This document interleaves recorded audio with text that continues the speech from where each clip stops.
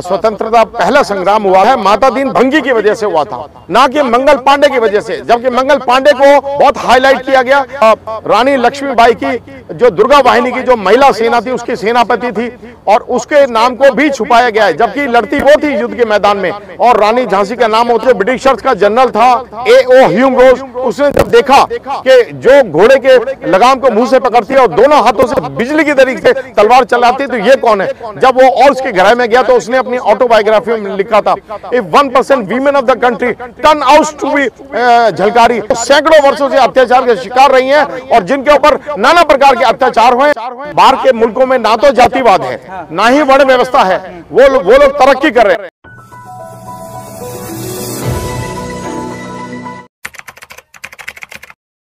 सर्वप्रथम आप सभी मीडिया समाज बंधुओं का बहुत बहुत धन्यवाद और आप सभी को नमो बुद्धाय, जय भीम।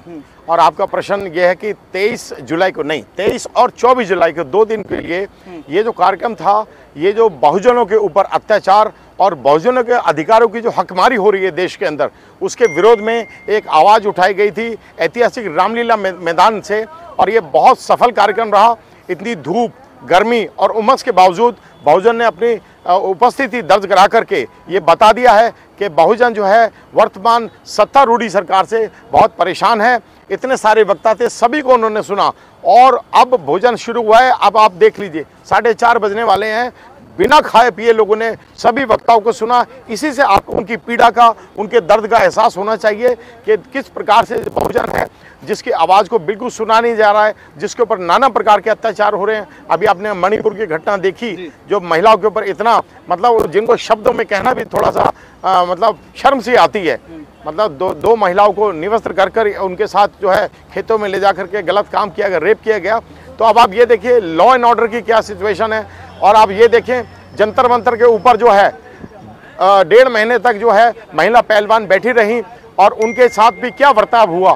और उन्होंने जिसके ऊपर एलिगेशन लगाया था उसको गिरफ्तार भी नहीं किया गया। ये बात अलग है कि सुप्रीम कोर्ट के डायरेक्शन के बाद उसके ऊपर FIR दर्ज हुआ, पॉक्सो लगा, लेकिन उनको भारतीय जनता पार्टी ने उनको बर्खास्त नहीं किया। उनकी जो मेंबरशिप है वो पार्लियामेंट से कैंसिल नहीं करेगी। इसी से आप अंदाज़ा लगा लीजिए कितने पक्षपात कर रही है ये सरकार। तो आपको क्या लग रहा है, जिस बहुजन समाज की आप बात कर रहे हो, कितना प्रतिशत आपके साथ एकजुट हुआ है? ऐसा है, जब हम बहुजन शब्द इस्तेमाल करें तो इसका मतलब होता है अनुसूचित जाति, जनजाति, पिछड़ा वर्ग और अल्पसंख्यक वर्ग। आज ये वर्ग त्रस्त है क्योंकि यही वर्ग है जो इस देश का कभी मालिक था और आज यही वर्ग है जिनके पास रोजगार नहीं है और जो महंगाई की मार से त्रस्त है। और देखिए सरकार तो मस्त है, क्यों? क्योंकि सरकार को GST मिल रहा है। जितनी ऊंची महंगाई होती जाएगी उतना ही बढ़ के सरकार को GST मिलेगा, तो सरकार की कमाई तो होती जा रही है। लेकिन गरीब आदमी का क्या? अभी आपने देखा होगा कि 2 साल तक कोविड की वजह से बेचारे मजदूरों के साथ क्या हुआ, सैकड़ों किलोमीटर उनको पैदल चलना पड़ा, उनके पास जेब में पैसे नहीं थे और उनको अभी तक बहाल नहीं किया गया है। देश के जो छोटे उद्योग धंधे सब चौपट हो गए और GST भी इतनी हाई है कि जो छोटा बेचारा निम्न आय का जो व्यवसाय है उसको तो बेचारी बहुत ही कमबख्ती आ रखी है। सर, एक मेरा आपसे ये सवाल है, एकत्रित होने की आप लोग बात करते हैं और कहीं ना कहीं देखा जाए बहुजन समाज की, तो जितना उसे धर्म की ओर अग्रसर इतना हो चुका है कि उसे दूसरा चीज़ देखने को नहीं मिलती है। ऐसा है, जब किसी को राजनीति से दूर करना हो, जब किसी को ज्वलंत मुद्दों से दूर करना हो तो सारा ध्यान जो है हिंदू मुस्लिम की तरफ या धर्म की तरफ डाइवर्ट कर दिया जाता है। ये एक राजनीति है और ये एक साजिश है। जो गरीब आदमी है बेचारा उसका शिकार है। गरीब आदमी जो है अपना कितनी मुश्किल से आज जो है अपनी दाल रोटी कमाता है और इन सब कामों में उसका काफ़ी पैसा निकल जाता है। ये देखिए बाहर के मुल्कों की बात करते हैं, बाहर के मुल्कों में ना तो जातिवाद है ना ही वर्ण व्यवस्था है, वो लोग तरक्की कर रहे हैं। और हमारे इधर आप देखें कि जातिवाद तो सर बहुजन समाज में भी है ना, बहुजन समाज में है, ऐसा है। ये तो विरासत में उसको मिला है। ये अभी की इसकी संरचना थोड़ी है, इसका निर्माण अभी नहीं हुआ है। ये सदियों से जो है ये एक वजन उनके कंधों पे डाला गया है। ये देखिए बाबा साहब ने जो आरक्षण का प्रावधान जो संविधान में किया है, संविधान में इसलिए किया है कि कुछ ऐसी जातियां थी जो सैकड़ों वर्षों से अत्याचार के शिकार रही हैं और जिनके ऊपर नाना प्रकार के अत्याचार हुए और उनको जो एक मानवता के नाते जो उनको एक प्रेम, प्यार और मोहब्बत और भरण पोषण का जो उनका अधिकार है वो छीना गया है। तो इस कारण से बाबा साहब ने उनके लिए आरक्षण का प्रावधान किया है। उनके बच्चों को शिक्षा मिले, वो लोग जो है शिक्षित होकर के रोजगार पावें, और उसके बाद उनको राजनीति के अंदर भी अगर अपना भाग्य चमकाना है, अपने लोगों का भविष्य सुरक्षित करने के लिए, तो ये सब सारे अधिकार बाबा साहब के दिए हुए हैं। लेकिन आज उसी संविधान की देखिए अब धज्जियां उड़ाई जा रही हैं। कौन उड़ा रहा है धज्जियां? देखिए जो मनुवादी लोग हैं, जो इस बीमार मानसिकता से ग्रसित हैं, वो देखिए हमारे लोगों में बहुजन, न केवल बहुजन, और जो अपने आप को ऊंचा समाज का कहते हैं, हालांकि ऊंचा नीचा कोई नहीं होता।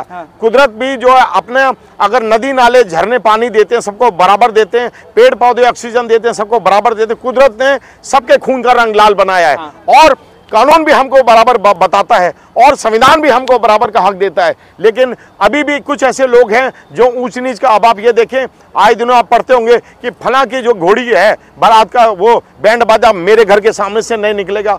और अभी आपने देखा पिछले साल एक 8 साल के बालक इंद्र कुमार मेघवाल का सीहोर जिला राजस्थान में केवल शिक्षक ने इसलिए उसकी पिटाई कर दी और इतना मारा कि उसकी जान निकल गई, क्योंकि उसने गर्मी में उसके मटके से पानी पी लिया था। मास्टर की मटकी से पानी पी लिया और उसको इतनी ज्यादा पिटाई करी कि वो बच्चा मर गया। तो इससे पता पड़ता है कि कितना भेदभाव, छुआछूत और ऊंच नीच का जो भाव है, ये वायरस अभी तक जिंदा है। सरकार चाहे किसी की भी हो, चाहे कोई भी राज्य हो, दलितों की बात करें, बहुजनों की बात करें, उन पर अत्याचार जो है कम नहीं होता है। उसके पीछे की वजह क्या मानते हैं? ऐसा है, देखिए अभी हमें क्या पढ़ाया जा रहा है, जो मैंने कल भी ये बात बताई थी, जो असली इतिहास है उसको छुपाया जा रहा है। अब आप इस चीज पे गौर फरमाएं कि 1857 में जब हिंदुस्तान के मतलब स्वतंत्रता पहला संग्राम हुआ था, तो वो जो है माता दीन भंगी की वजह से हुआ था, ना कि मंगल पांडे की वजह से, जबकि मंगल पांडे को बहुत हाईलाइट किया गया। और लेकिन सच्चाई क्या है कि माता दीन भंगी ही वो पहला व्यक्ति था बहुजन समाज से जिसने ये बताया था कि कारतूस का ये जो ढक्कन है, इसको बंद करने के लिए सूअर की और गाय की चर्बी का प्रयोग किया गया है। तो ये जो उस पलीते के अंदर जो पहली अग्नि दी थी, ये माता दीन भंगी ने दी थी, लेकिन उसका नाम इतिहास में इतना हाईलाइट नहीं किया गया। और मंगल पांडे को ये कह करके कि भाई इसने अंग्रेजों के खिलाफ ये जो कारतूस है, इसका जो ढक्कन है, उसको चर्बी सूअर की और गाय का, लेकिन असली उसको बताने वाला माता दीन भंगी था। इसी प्रकार मैंने कल बताया था वीरांगना झलकारी बाई कोरिन जो बुंदेलखंड से हैं, जो रानी लक्ष्मीबाई की जो दुर्गा वाहिनी की जो महिला सेना थी उसकी सेनापति थी, और उसके नाम को भी छुपाया गया है, जबकि लड़ती वो थी युद्ध के मैदान में और रानी झांसी का नाम होता था। और जो अंतिम युद्ध था वो भी 1857 की बात है, और जो उन्होंने अंतिम युद्ध लड़ा उसके अंदर जो ब्रिटिशर्स का जनरल था A.O. ह्यूम रोज, उसने जब देखा कि जो घोड़े के लगाम को मुंह से पकड़ती है और दोनों हाथों से बिजली की तरीके से तलवार चलाती है, तो ये कौन है। जब वो और उसके घर में गया तो उसने अपनी ऑटोबायोग्राफी में लिखा था, if 1% women of the country turn out to be Jhalkari, then we have no other option left only to leave the country. तो उसने बहुजन की वीरांगना की तारीफ की थी, और वो तारीफ किसको चली गई? रानी लक्ष्मीबाई को। सर आज के समय में एनडीए की हम बात करें और इंडियन विपक्षी दलों की हम बात करें, उन्होंने एकता बनाई, इस एकता में महागठबंधन को नाम दिया, इंडिया नाम रखा गया। तो क्या लग रहा है कि उस महागठबंधन में मायावती जी समर्पित नहीं है, साथ नहीं है, समर्थन में नहीं है? इसके पीछे की वजह क्या जान रही है? बहुजन समाज क्या उनके साथ नहीं है? ऐसा है, अभी जो 2019 में चुनाव हुए थे, बहन जी मायावती जी ने एक कोट जो है मीडिया के सामने किया था। उन्होंने ये स्पष्ट बोला था कि जहां जहां बसपा का कैंडिडेट ना जीत रहा हो, वहां भाजपा के कैंडिडेट को जितवा देना। तो उनका ऐसा बयान देना, ऐसा स्टेटमेंट देना, ये बताता है कि वो जो है अपोजिशन के साथ नहीं है। हालांकि उनको मनाने की कवायद चल रही है, तो मैं ऐसा समझता हूं कि वो अपना थोड़ा सा गुस्सा, नाराज़गी दूर करेंगी और बहुजन की आवाज़ में आवाज़ मिलाएंगी और बहुजन एकता को मजबूत करेंगी। लेकिन मैं तो आप सभी के बहुजन समाज के चैनल के माध्यम से बहन मायावती जी को, उनका हम सम्मान करते हैं, मैं ये विनती करना चाहता हूं कि अपनी हठ धर्मिता को छोड़ करके अभी उनको ये जो बहुजन एकता जो बन रही है, जो जितने भी जो ओपोजिशन की पार्टीज हैं, ये बहुजन एकता बना रही है, जिससे कि 2024 के अंदर जो है बहुजन की सरकार हो, बहुजन का प्रधानमंत्री हो। तो मैं आप सभी चैनल के माध्यम से बहन मायावती जी से ये रिक्वेस्ट करूँगा कि भाई अपनी हठ धर्मिता को छोड़ें और बहुजन का, अपोजिशन का साथ दें।